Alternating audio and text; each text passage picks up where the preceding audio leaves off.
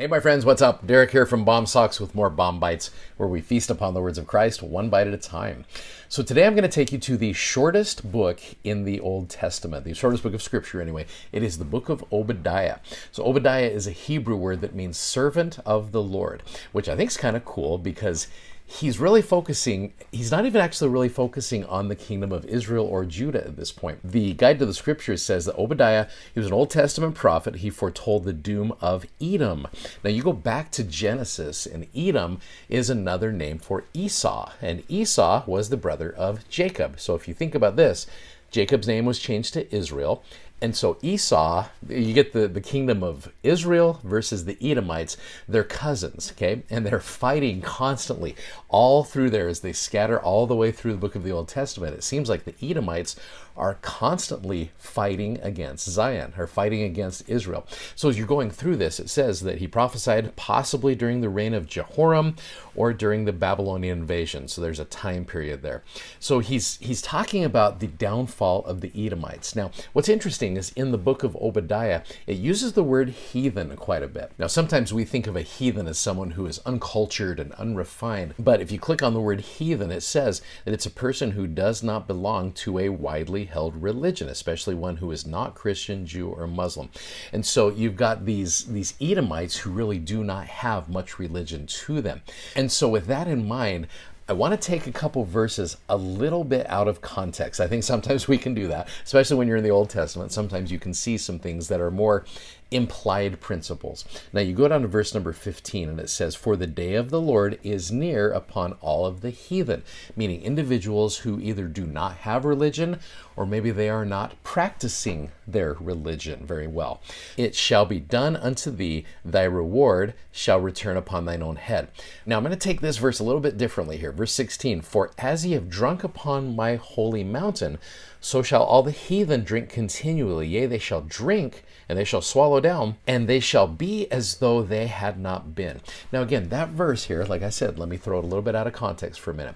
It's like they are drinking from the temple, so to speak, but it's not having much effect on them. Now, as I was thinking about this, I remember serving as a bishop years ago, and we went to go visit a family that had not been going to church at all. We were able to get a visit with them, and knocked on the door, and they let us in, super friendly people, and the first thing I see in their home is a picture of the temple. And I thought, okay, that's cool. But I go in there, and they don't want to really do much with the church. And I asked them, I was like, if I could be so bold for a moment, and I said, "I haven't seen you in church in a long time, but you've got a picture of the temple here."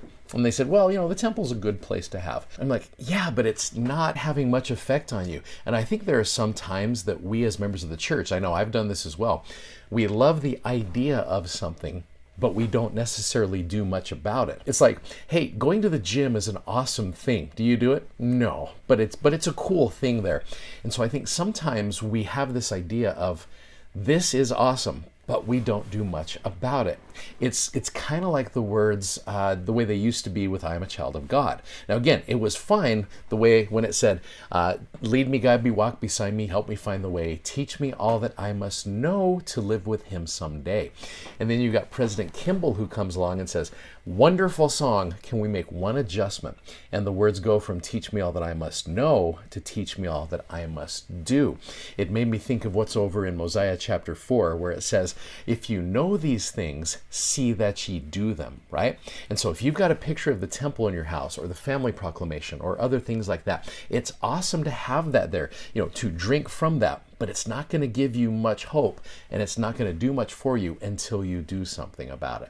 In fact, you go down to verse number 17, and it does say, "But upon Mount Zion shall be deliverance, and there shall be holiness, and the house of Jacob shall possess their possessions." So upon Mount Zion, it's not just about having a picture of it and looking at it and think, that's awesome. It's a matter of actually doing something about it. So again, I might be taking that a little bit out of context, but as I was reading that, it seemed to be that you've got individuals who have it right there, but are not doing anything about it. I mean, people who are not members of the church can have pictures of the temple up in their house and still not have any effect there. And again, I'm not trying to make any judgments at all on that, but if you really want to see the power of something, then you go to that and you make it a part of your worship. And that's a lesson for me as much as it's a lesson for everybody else, because it's one thing to believe this. but it's another thing to actually do it, which leads us to what we're going to talk about tomorrow, because that's where you get the power out of the actual temple itself. Thanks for watching, thanks for subscribing, and thanks for sharing these messages. We love that you do that. Check out our amazingly comfortable gospel-themed socks at bombsocks.com, and we will see you tomorrow. Godspeed. Bye-bye.